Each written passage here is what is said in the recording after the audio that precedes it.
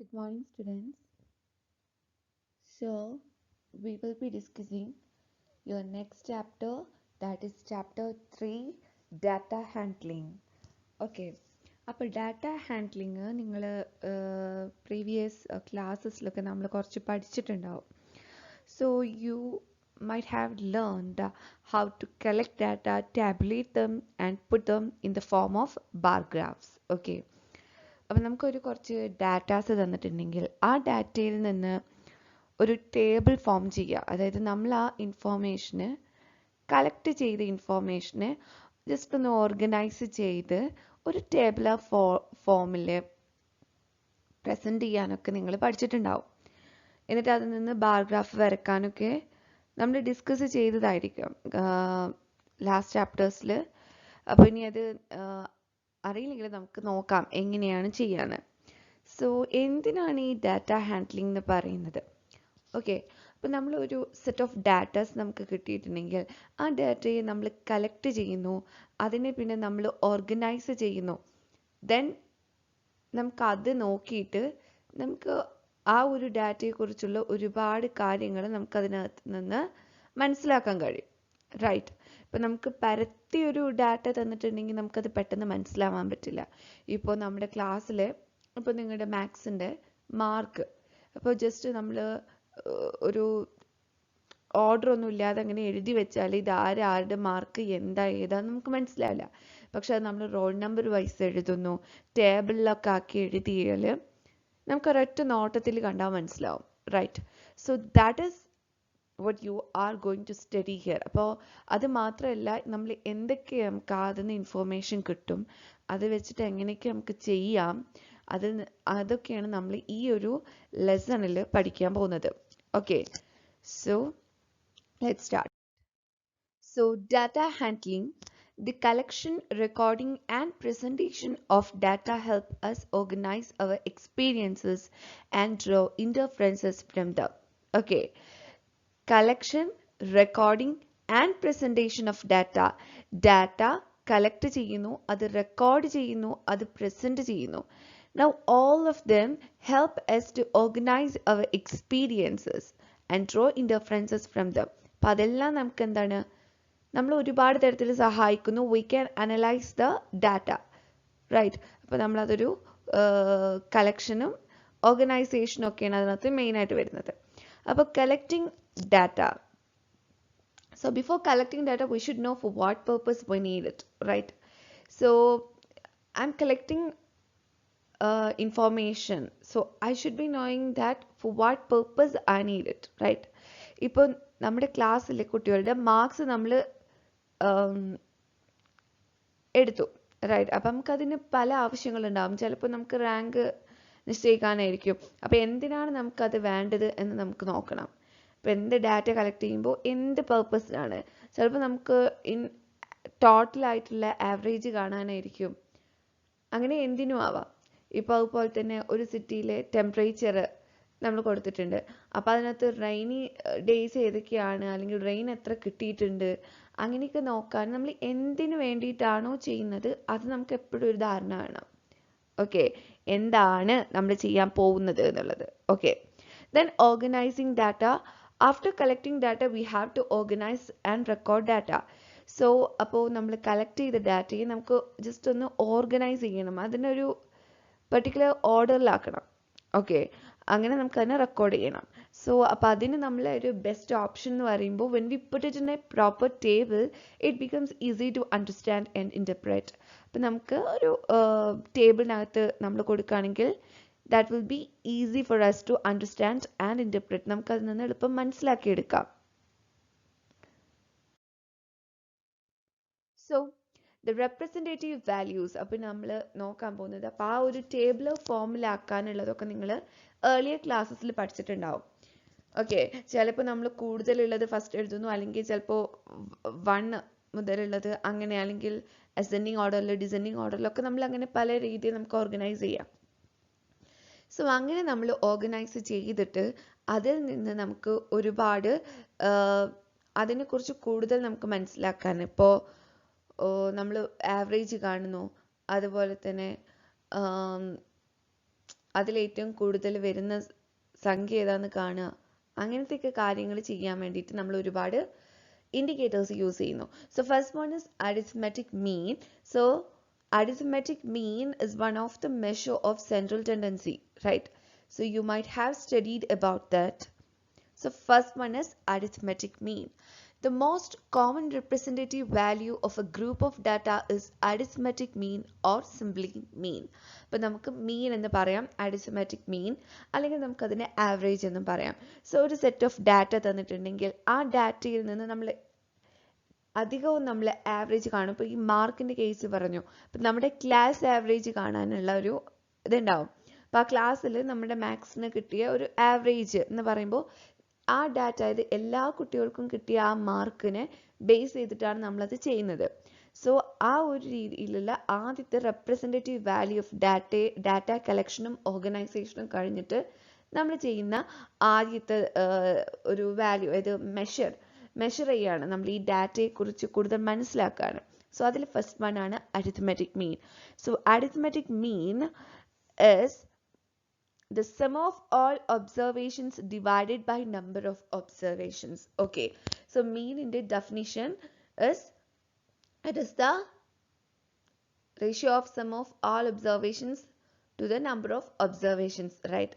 അപ്പോൾ നമ്മളൊരു class average കാണുകയാണെങ്കിൽ നമ്മൾ എന്ത് ചെയ്യും, നമ്മുടെ മാത്സിന് കിട്ടിയ ഓരോ കുട്ടികൾക്കും കിട്ടിയ മാർക്സ് ഉണ്ടാവും, അതെല്ലാതും നമ്മൾ ആഡ് ചെയ്യും. എന്നിട്ട് ഡിവൈഡഡ് ബൈ ആ ക്ലാസ്സിൽ എത്ര കുട്ടികളുണ്ട് അവരുടെ നമ്പർ വെച്ച് നമ്മൾ ഡിവൈഡ് ചെയ്യും. അപ്പോൾ നമുക്കൊരു നമ്പർ കിട്ടും, അതായിരിക്കും അതിൻ്റെ ക്ലാസ് ആവറേജ്. സോ ആവറേജ് തന്നെയാണ് mean. So mean is equal to sum of all observations divided by number of observations. Okay, അപ്പം ആദ്യത്തെ നമ്മൾ ഒട്ടുമിക്ക എല്ലാ ഒരു ഡാറ്റ കളക്ഷനിലും നമ്മൾ ചെയ്യുന്ന ഒരു കോമൺ ആയിട്ട് നമ്മൾ മെഷർ ചെയ്യാൻ വേണ്ടിയിട്ട് ആ ഡാറ്റയെക്കുറിച്ച് കൂടുതൽ മനസ്സിലാക്കാൻ വേണ്ടി ചെയ്യുന്ന ഒരു കാര്യമാണ് arithmetic mean. So arithmetic mean is equal to the sum of all observation divided by number of observations. So അതിനകത്തുള്ള കുറച്ച് എക്സാമ്പിൾ നോക്കാം. Ashish studies for 4 hours, 5 hours and 3 hours respectively on 3 consecutive days. How many hours does he study daily on an average? അപ്പോൾ ആശിഷ് ഒരു 3 ദിവസത്തിൽ ഒരു ദിവസം 4 മണിക്കൂർ, അടുത്ത ദിവസം 5 hours, പിന്നെ 3 hours അങ്ങനെയായിട്ട് പഠിച്ചു. അങ്ങനെയാണെങ്കിൽ ഒരു ആവറേജ് ആയിട്ട് ആശിഷ് എത്ര ടൈം പഠിച്ചു എന്നാണ് കാണുന്നത്. അപ്പോൾ so average study time of Ashish would be എന്തായിരിക്കും, ഈ ഒരു 4 hours ഒരു ഡേയിൽ, 5 hours അടുത്ത ഡേയിൽ, 3 hours. സോ 4 + 5 + 3 ഡിവൈഡഡ് ബൈ എത്ര എണ്ണം ഉണ്ട്, 1 2 3 അല്ലേ, 3 എണ്ണം, 3 ദിവസമാണ്, അപ്പോൾ 3 എണ്ണം. സോ 4 + 5 + 3 ഡിവൈഡഡ് ബൈ 3 ആയിരിക്കും നമ്മുടെ mean. So the average study time is total number of study hours divided by number of days for which he studied.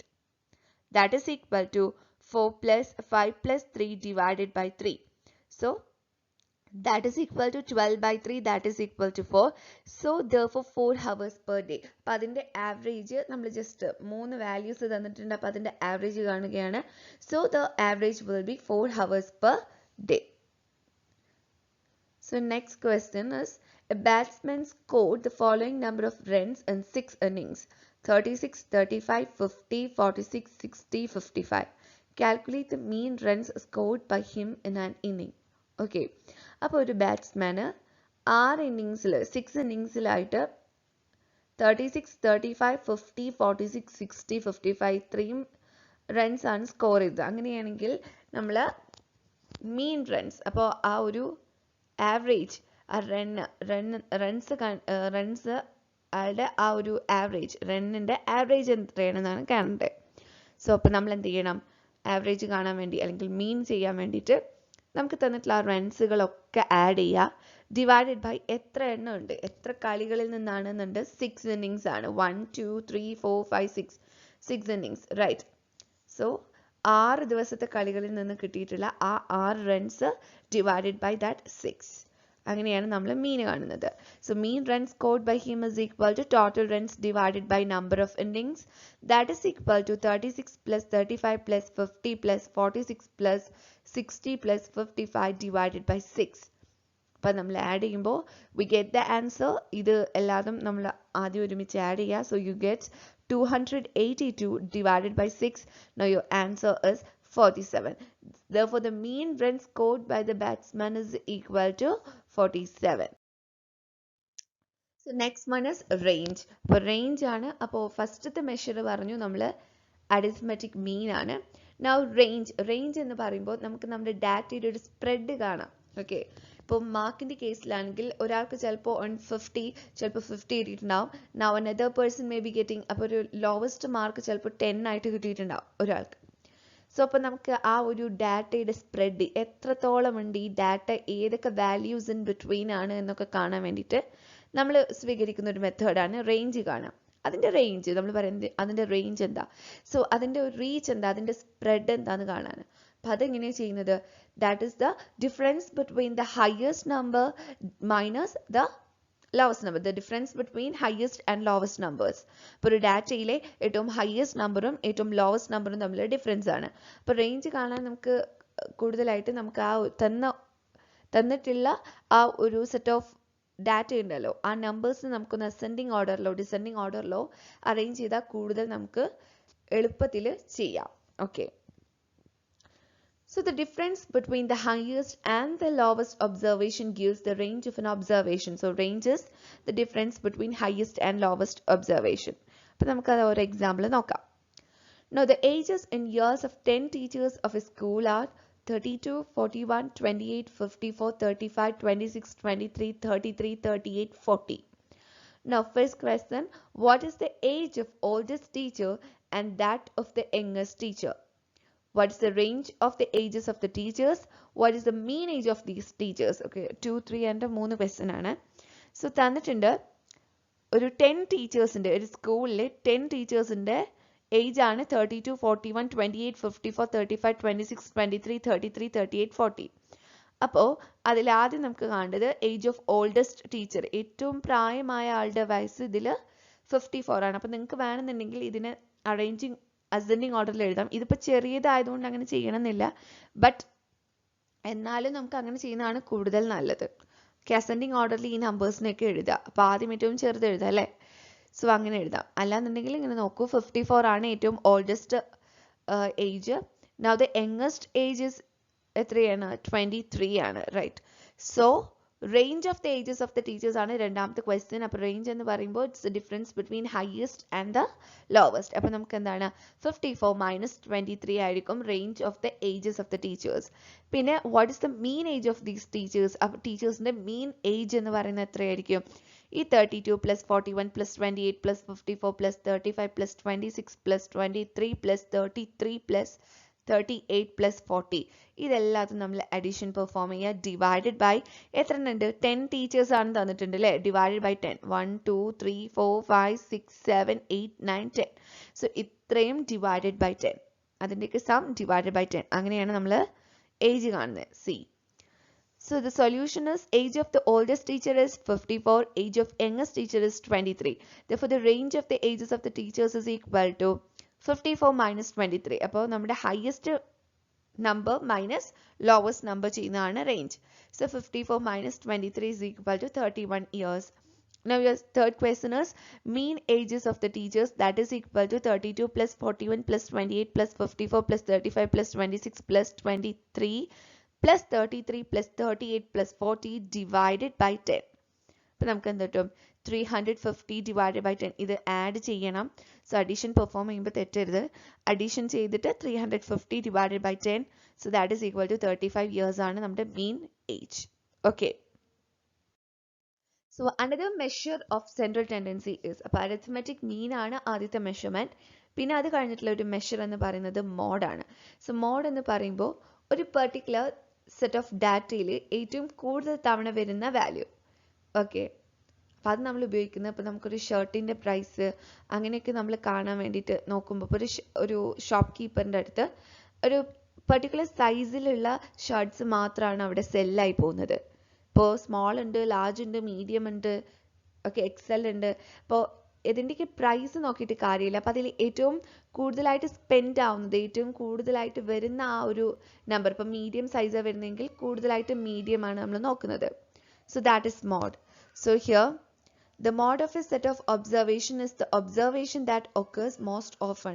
ഏറ്റവും കൂടുതൽ തവണ occur ചെയ്യുന്ന observation ആണ് mod. So അതിന് example ആണ് find the mod of the given set of numbers 1 1 2 4 3 2 1 2 2 4. അപ്പോൾ നമ്മൾ എന്ത് ചെയ്യുക, ഇതിനെ നമ്മൾ അറേഞ്ച് ചെയ്യുക. അപ്പോൾ ആദ്യം 1 1 1 1 വരുന്നതൊക്കെ ഒരുമിച്ച് എഴുതുക. അതിനുശേഷം 2 എത്ര പ്രാവശ്യം വരുന്നു, 2 2 2 2.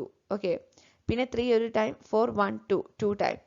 So arranging the numbers with same values together we get 1 1 1 2 2 2 2 3 4 4. അപ്പോൾ ഇവിടെ മോഡ് എന്ന് പറയുന്നതായിരിക്കും 2 ആയിരിക്കും, കാരണം ഏറ്റവും കൂടുതൽ തവണ വരുന്ന 2 അല്ലേ, 1 2 3 4 4 ടൈംസ് വരുന്നുണ്ട്. therefore the mod will be 2. അപ്പോൾ ഈ ഡാറ്റയുടെ മോഡ് 2 ആയിരിക്കും. അപ്പോൾ ഏറ്റവും കൂടുതൽ തവണ വരുന്ന ആ ഒബ്സർവേഷൻ ആയിരിക്കും നമ്മുടെ മോഡ്. ഓക്കെ, ഞാനൊരു വലിയ ഡാറ്റയുടെ മോഡ് കാണാൻ നോക്കാം. Following are the margins of victory in the football matches of a league. So it is given ഒരു വലിയ ഡാറ്റയാണ്. So you have to find the mod of this data. അപ്പോൾ ഇങ്ങനെയുള്ള വലിയ ഡാറ്റ ആണെങ്കിൽ നമുക്ക് അതിന് ടേബിളർ ഫോമിൽ അറേഞ്ച് ചെയ്യുന്നതാണ് ഏറ്റവും നല്ലത്.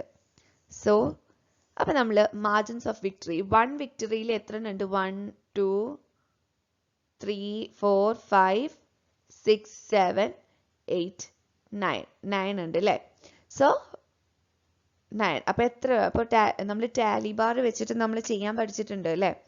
അപ്പോൾ ഒന്ന് ഉള്ളത് എത്ര പ്രാവശ്യം, 1 2 3. അപ്പോൾ നമ്മൾ 1 എന്ന് എഴുതുക, അതിനുശേഷം ടാലി മാർക്ക് റെപ്രസെന്റ് ചെയ്യുക. 1 എത്ര പ്രാവശ്യം, അത് നിങ്ങൾ കട്ട് ചെയ്ത് പോകും, 1 1 അങ്ങനെ ചെയ്യുക. അപ്പോൾ 1 1 അങ്ങനെയായിട്ട് നമുക്ക് 9 എണ്ണം വരുന്നുണ്ട്. അതിൻ്റെ അർത്ഥം 9 മാച്ചസിലാണ് 1 മാർജിനിൽ വിൻ ചെയ്തിട്ടുള്ളത്. പിന്നെ 2 ആണ്, അപ്പോൾ 2 എഴുതുക, 2 1 2 3 4 5 6 7 8 9 10 11 12 13 14. ഓക്കെ, അപ്പോൾ നമ്മൾ ആ ടാലി ബാർ ഇടുന്നു 14 വരെ. So number of matches that means 14. Similarly 3 എത്ര ഉണ്ടെന്ന് നോക്കാം. അപ്പോൾ 3 ഇവിടെ നോക്കുക, 1 2 3 4 5 6 7 7. അപ്പോൾ 7 എണ്ണുണ്ട്. So number of matches 7. Similarly 4 എത്ര ഉണ്ട്, 5 ടൈംസ് ഉണ്ട്. സോ 1 2 3 4 5. അപ്പം നമ്മൾ ടാലി ബാർ പറയുന്നത് നിങ്ങൾ ജസ്റ്റ് അതിൻ്റെ ഫ്രീക്വൻസി ഓഫ് ഒക്കറൻസ് ജസ്റ്റ് ഇങ്ങനെ മാർക്ക് ചെയ്യുക, ടാലി ആക്കി എഴുതുക. സോ 5 അത്ര 5 മാച്ചസിലുണ്ട്. 5 വരുന്നത് 3 മാച്ചസിലാണ്. അപ്പോൾ 3 6 2 മാച്ചസിൽ 2. അപ്പം നമ്മളൊരു വലിയ ഡാറ്റ കിട്ടുകയാണെങ്കിൽ നമ്മളിങ്ങനെ സാധാ അറേഞ്ച് ചെയ്താൽ നമുക്ക് കൗണ്ട് ചെയ്യാൻ ബുദ്ധിമുട്ടാണ്, റൈറ്റ്. സോ അപ്പോൾ ഇതിൻ്റെ മോഡ് എന്ന് പറയുമ്പോൾ ഇതിൽ ഏറ്റവും കൂടുതൽ വരുന്നത് എത്രയാണ്, 14 ടൈംസ് വരുന്നത് ഏതാണ്, 2 ആണ്. So 2 is the mod of this data. Looking at the table we can say that 2 is the mod of the given data. അപ്പോൾ തന്നിട്ടുള്ള ഡാറ്റയുടെ മോഡ് എന്ന് പറയുന്നത് ഈ ഒരു ഫിഗറിൽ നിന്ന് നമുക്ക് എന്ത് മനസ്സിലാക്കാം, that is 2. ഓക്കെ, വേറെ എക്സാമ്പിൾ നോക്കുക. find the mod of the numbers 2 2 2 3 3 4 5 5 5 6 6 8. ഇപ്പം നമ്മൾ ഇതിപ്പോൾ അറേഞ്ച് ചെയ്യണ്ട, കാരണം ഇത് അറേഞ്ച് ചെയ്തിട്ട് തന്നെ തന്നിട്ടില്ല അല്ലേ. 2 3 ഒരുമിച്ച് എഴുതിയിട്ടുണ്ട്, 4 5 6 8. ഇപ്പം നോക്കാം, ഇവിടെ 2 3 ടൈംസ് വരുന്നുണ്ട്, പിന്നെയോ 5 3 ടൈംസ് വരുന്നുണ്ട്. അപ്പോൾ ഈ ഒരു പെർട്ടിക്കുലർ നമ്പറിൽ 2 മോഡാണുള്ളത്, ഒന്ന് 2ഉം ഒന്ന് 5ഉം. അപ്പം മോഡ് മനസ്സിലായി എന്ന് വിചാരിക്കുന്നു. അപ്പോൾ ഏറ്റവും കൂടുതൽ തവണ നമുക്ക് തന്നിട്ടുള്ള ഡാറ്റയിൽ ഏറ്റവും കൂടുതൽ തവണ വരുന്ന ആ particular number. So the number that is occurring more often is called the mode of that data. Okay, അപ്പോൾ മോഡ് കാണാനുള്ള രീതി അങ്ങനെയാണ്. Now we will be discussing about another measure of central tendency, that is median. അപ്പോൾ median എന്താന്ന് നോക്കാം. Median എന്ന് പറയുമ്പോൾ നമുക്കൊരു പെർട്ടിക്കുലർ നമ്പർ ഓഫ് ഡാറ്റാസ് ഉണ്ട്. സോ ആ ഡാറ്റയൊക്കെ നമ്മൾ അസെൻഡിങ് ഓർഡറിലോ ഡിസെൻഡിങ് ഓർഡറിലോ നമ്മൾ അറേഞ്ച് ചെയ്യുക. എന്നിട്ട് അതിൻ്റെ മിഡിലിൽ വരുന്ന ആ value, so the middle value when we after arranging that given data in ascending or descending order. Okay, ascending ഓർഡറിലോ ഡിസെൻഡിങ് ഓർഡറിലോ നമ്മൾ ഓർഡർ ചെയ്തതിന് ശേഷം അതിൻ്റെ മിഡിലിൽ വരുന്ന ആ നമ്പറിനെയാണ് നമ്മൾ മീഡിയൻ എന്ന് വിളിക്കുന്നത്. So median refers to the value which lie in the middle of the data when arranged in ascending or descending order, with half of the observations above it and the other half below it. See, If your question is find the median of the data 24, 36, 46, 17, 18, 25, 35. Okay. അപ്പോൾ നമ്മൾ ഇതിനെ arrange ചെയ്യുന്നു. അപ്പോൾ ഇതിനെ നമുക്കൊരു ascending ഓർഡറിൽ arrange ചെയ്യാം. So ആദ്യം നമ്മൾ 17, പിന്നെ 18 എഴുതുന്നു, പിന്നെ നമ്മൾ 24 എഴുതുന്നു, പിന്നെ 25 എഴുതുന്നു, then 35, then 36, then 46. ഓക്കെ, അങ്ങനെ നമ്മൾ അറേഞ്ച് ചെയ്തു. അപ്പോൾ ഈ അറേഞ്ച്മെന്റിന് ശേഷം ഇതിലെ മിഡിൽ വരുന്ന നമ്പർ നോക്കുക. ഇവിടെ ആണെങ്കിൽ 1, 2, 3, 4, 5, 6, 7. ഇപ്പോൾ 7 നമ്പേഴ്സ് ആണ്. അപ്പോൾ 7 ആണെങ്കിൽ 7ന്റെ മിഡിൽ വരുന്നത് 4 അല്ലേ? 4th നമ്പർ ആയിരിക്കും. കാരണം ഇവിടുന്ന് 1, 2, 3, ഇവിടുന്ന് 1, 2, 3. അപ്പോൾ ഇതിൽ സെൻട്രൽ വരുന്നത് 25 ആണ്. ഓക്കെ, സോ ഈ ഒരു ക്വസ്റ്റ്യൻ്റെ ആൻസർ എന്ന് പറയുന്നത് ആയിരിക്കും 24. സോ ഹിയർ 25 ആയിരിക്കും. therefore the median of the data is equal to 25. അപ്പോൾ മീഡിയൻ എന്ന് പറയുന്നത് മിഡിലിൽ വരുന്ന നമ്പർ. അപ്പോൾ നമ്മുടെ സെൻട്രൽ ടെൻഡൻസി അത് മെഷർ ചെയ്യുന്ന 3 വാല്യൂസ് ആണ് arithmetic mean, mode and median. Range നമ്മൾ അതിൻ്റെ ഒരു സ്പ്രെഡ് മനസ്സിലാക്കാൻ വേണ്ടി ചെയ്യുന്നതാണ്. ഓക്കെ, അപ്പോൾ ഈ ഒരു കേസിൽ നമ്മൾ നിങ്ങൾക്ക് ഡിസ്കസ് ചെയ്യുന്നതിലൊക്കെ അധികം ഓഡ് നമ്പേഴ്സ് വരുന്ന കേസാണ്. അപ്പോൾ ഓഡ് നമ്പേഴ്സിൽ ആയിട്ടുള്ള ഡാറ്റ തന്നിട്ടുണ്ടെങ്കിൽ നമുക്ക് സിമ്പിളായിട്ട് കാണാം അല്ലേ? ഈവൻ നമ്പർ ആണെങ്കിൽ ആണെങ്കിലേ അവിടെ വ്യത്യാസം വരുന്നുള്ളൂ. സോ ഇവിടെ നമുക്ക് ഓഡ് നമ്പർ ഓഫ് ഡാറ്റാസ് ആണ്. അപ്പോൾ 1, 2, 3 ഈ സെൻട്രലിലുള്ള നമ്പർ ആയിരിക്കും അപ്പോൾ അതിൻ്റെ മീഡിയൻ എന്ന് പറയുന്നത്. ഓക്കെ, പിന്നെ നമുക്ക് എക്സസൈസ് അടുത്ത ക്ലാസ്സിൽ അടുത്ത വീഡിയോയിൽ നമുക്ക് ഡിസ്കസ് ചെയ്യാം. Okay, thank you.